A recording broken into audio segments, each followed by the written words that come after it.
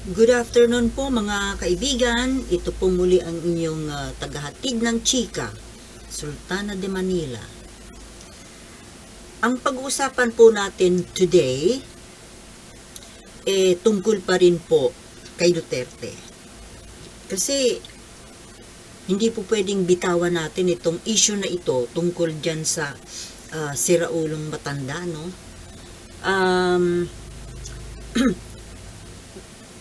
Matagal ko na po itong gusto sanang i-content itong tungkol sa panggagamit ni Duterte sa AFP at sa PNP tungkol dito sa napabalitang kudeta na mukhang gawa-gawa din lang naman niya.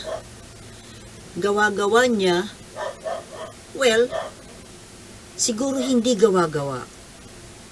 Totoong nilalakad niya. Dahil sa totoo lang po, gusto naman talaga niyang matanggal o mawala na sa landas nila si BBM. 'Di ba? At syempre, kapag natuloy ang kudeta, walang ibang magbebenepisyo niyan kundi sila. Sila ng grupo niya mula kay Sara Duterte na siyang number one. Siya mismo ang magbebenepisyo nito. Pero syempre, kasama na yung lahat ng mga kagrupo niya, including China. Kaya ito pong tungkol sa panggagamit ni Duterte sa PNP at AFP na ginagamit niya pong panakot. 'Di ba? Ginagamit niyang panakot itong AFP at kapulisan. Na kesyo magbantay kayo, bantayan ninyo ang military, bantayan ninyo ang pulis, na para bang ang ibig niya pong sabihin, naka-standby lang itong AFP, itong armed forces natin, at ang pulisya, kapulisan. Para bang naghahantay lang? Yun po ang gusto niyang iparating sa atin . Naghahantay lang ng isang hudyat. Naghahantay, naka-standby. Naghihintay ng kanyang go signal na go. At ito naman pong AFP at saka kapulisan na nung mga nakaraang araw tahimik. Di po ba parang nakakabahala yun? Kasi ito may nagsasalita na may kudita, na parang nakasabwat sila, tapos hindi sila kumikibo. But fortunately, just kahapon lang, nagsalita na po yung isang mataas na opisyal ng PNP na yung babae aside from the announcement of the Chief of Staff ng Armed Forces na si General Browner, na ibinuking na nga po itong tungkol dito sa kudeta kuno. Ang hinihintay po nating salita sana, yung manggagaling mismo sa mga opisyal, sa mga kahit hindi opisyal, yung mga ordinaryo rin na mga members ng organisasyon na ito.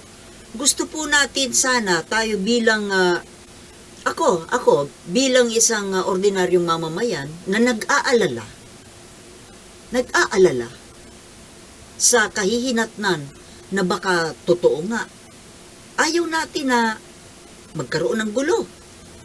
Ayaw nating matanggal ang Pangulo natin sa ganitong klaseng paraan. Kaya actually, ako po ay naghahantay talaga ng salita mula sa kapulisan at sa AFP. Na kung sila po ay mananatiling tahimik, tikom ang bibig, abay mag-iisip po ang taong bayan. Mag-iisip tayo na, totoo nga ba? Totoo nga ba na kaya pa rin silang pasunurin nitong wala na sa wala na sa kapangyarihan? Na alam naman po natin na nung panahon niya, ay talagang alam nating hawak niya sa leeg ang kapulisan. Ganon din po sa AFP, pero hindi naman siguro lahat. Meron lang dyan mangilan-ngilan na talagang nahawakan niya dahil nagkinabang. Hindi naman po lahat dahil mayroon naman pong matitino talaga. Pero may mangilan-ngilan na mga gahaman din sa pera. Di ba? At ito nga siguro ang kanyang kasabwat. Itong mga nagkinabang na ito, yung ipinagmamalaki ni Duterte na mga retired generals, mga kung sino-sino pang mga hawak niya, kapanalig niya, kakutsaba. Ngayon po, nabalitaan natin na nagsalita na rin nga yung isang mataas na opisyal ng kapulisan na hindi sila makikilahok, hindi sila sasali, hindi sila makikinig, hindi sila susunod dito sa pinagsasasabi nitong matandang Duterte na nasisiraan na ng bait. Sa tingin ko lang po, nawawala na sa sarili itong taong ito. Siguro, maaaring ginugulo na siya ng kanyang konsensya sa mga pinagagawa niya dati. At ngayon wala na siya sa kapangyarihan. At nakikita naman po natin na nababawasan na ang kanyang kapangyarihan. Nababawasan na ang kanyang impluensya. Hindi kagaya noong araw na talagang, my God, lahat na lang kaya niyang pasayawin sa kanyang palad. Kaya niyang gawin ang kahit anong gusto niya. Kasi hodang may mapahamak. Pero, buti na lang po mga kababayan, ang lahat ng bagay ay may katapusan. Kumbaga sabi ni Erap noon, weather lang. O ngayon, siguro, umaasa si Duterte na susunod sa kanya sa panawagan niya ng kudita, sa panawagan niya na destabilization, pagpapabagsak sa gobyerno. Naniniwala siguro siya na susunod sa kanya sa panawagan niya yung mga kapulisan. Dahil nga, nabigyan niya ng pabor noong panahon niya na dinuble niya yung sweldo ng mga ito. Di nga ba't nung nananawagan siya ng kudita, sinumbatan pa niya yung kapulisan? I doubled your salaries. Wow! Kung kayo po ang pulis, anong mararamdaman ninyo na porke dinoble yung tinaasan yung sweldo mo, ngayon, pilit kang pasusunurin sa isang bagay na hindi naman pwede? Labag. Isang bagay na labag sa sinumpaan mo, sa sinumpaan mong tungkulin bilang isang alagad ng batas. Sira ulo po talaga itong matandang ito. At sabi pa niya, watch out. Bantayan ninyo ang military at pulis. Hindi bobo ang mga yan. Totoo, hindi po bobo. Hindi talaga bobo ang pulis at military. Hindi sila bobo para sumunod sa katarantaduhang panawagan mo. Dahil kahit papano, may konsensya naman sila, matalino sila, alam nila kung kanino susunod. Alam nila kung sino ang kanilang commander-in-chief. Sino ka, Duterte, para manawagan ka na pakilusin itong mga kapulisan na ang loyalty ng mga yan ngayon ay nasa kanilang commander-in-chief. Lipas na yung pagiging commander-in-chief mo, oy! Ang Commander-in-Chief ngayon ay si PBBM. At pagtabihin man kayong dalawa, sa palagay mo, kanino susunod itong mga alagad ng batas natin at itong mga military natin? O, anong narinig nyo? Anong sabi ng military at ng kapulisan? Hindi kami makikisali dyan sa panawagang destabilization na yan dahil ultimately ang magkikinabang ay China. Bakit? Dahil kapag natanggal si BBM sa pwesto, ang papalit ay si Sara. And who is Sara? Sara is the daughter of Digong Duterte na isang pro-China. Lahat sila pro-China. Itong gustong pumalit, itong gustong umagaw ng kapangyarihan. Itong gustong umagaw ng pamahalaan. Pro-China. Alam yan ng kapulisan, alam yan ng armed forces, ng militar. At sila talaga ang nakakaalam dahil sila ang nakataya ang buhay dyan sa pagtatanggol sa bayan natin. Ngayon, kapag ipinalit mo dyan si Sara Duterte at maiiba na naman ang polisiya na kampi sa China, o sino na naman ngayon ang ipapahamak? Di ba yung armed forces? Sila na naman ang aapihin dyan sa West Philippine Sea. Ayaw po ng militar na maagawan tayo ng teritoryo. Ang may gusto lang po na ipamigay ang teritoryo natin ay ang siraulo at baliw na si Rodrigo Duterte. Opo mga kababayan, nababaliw na po ang matandang yan. Bakit? Kung hindi ba naman yan baliw?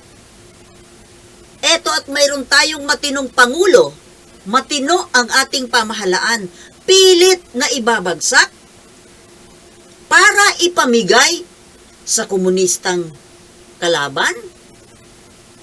Lahat gustong ipahamak mga kababayan. Gustong ipahamak yung ating armed forces, yung ating Coast Guard, yung ating Navy, gustong ipahamak, gustong ipakatay sa China Coast Guard. Yan po ang gustong mangyari ni Duterte. At gustong ipamigay ang bansa natin. Gustong gawing probinsya ng China. Hindi ba't baliw? Baliw, di ba? Saan ka makakita ng isang mamamayan at kuidaw ka naging dating pangulo na gustong ipamigay ang kanyang sariling bansa sa isang berdugo na bansa?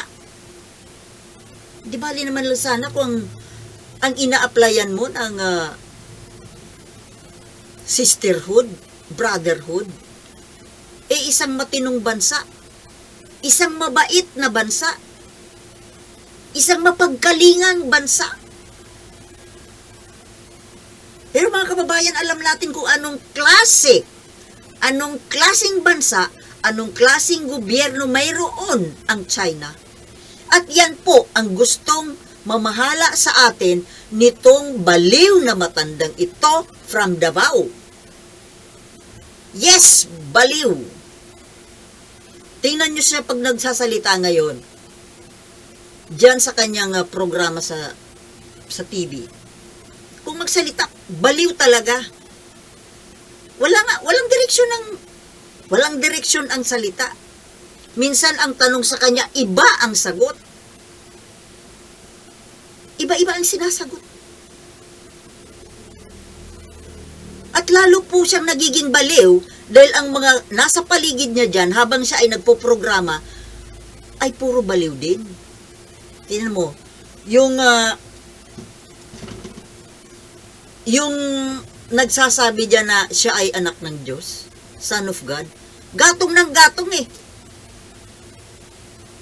Nababaliw na nga yung matanda, ginagatungan pa nitong Son of God na ito. Hindi ba't mga baliw? Kapag nagsalita si Duterte ng kabaliwan, nagpapalakpakan sila dyan. Di ba naririnig? Puro baliw ang nandiyan dyan sa SMNI. Hiyawan sila, palakpakan. Sa mga kabaliwang pinagdadadakdak nitong matandang berdugong baliw. Mukhang sinasapian na talaga ng demonyo eh. Hindi pa tumitigil. Alam mo, tingin ko dito kay Duterte, inggit na inggit siya kay Bongbong Marcos. Yes! Inggit! Inggit siya dahil sa kabila ng yung Marcos ay nasira ang pangalan.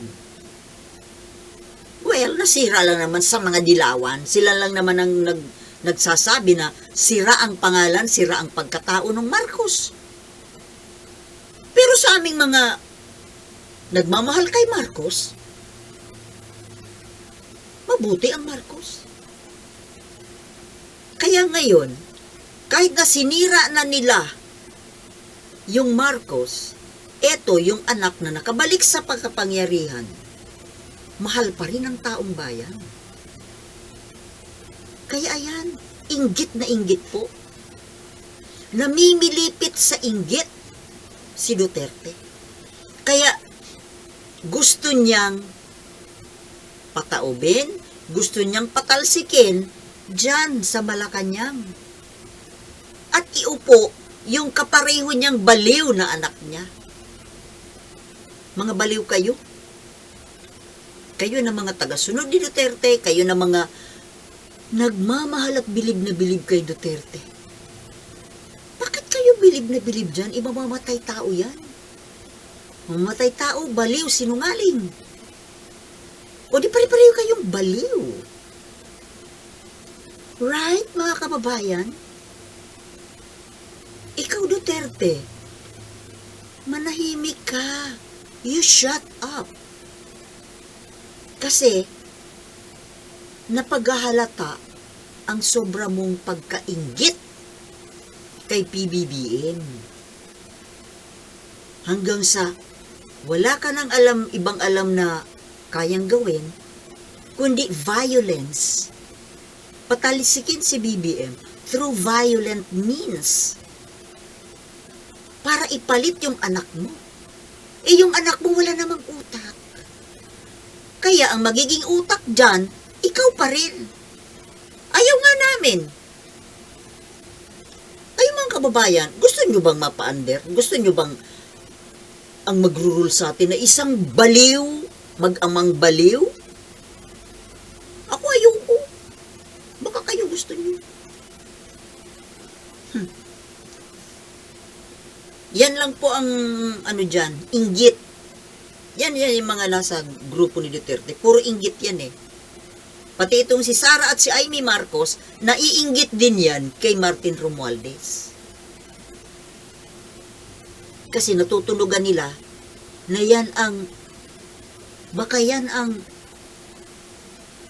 i-endorso ni BBM. Kaya naiinggit sila, yung dalawang mag-BFF na yan, si Amy at si Sara. Naiinggit yan kay Romualdez. Ito naman si Digong, naiinggit kay BBM. Oh. Buti na lang yung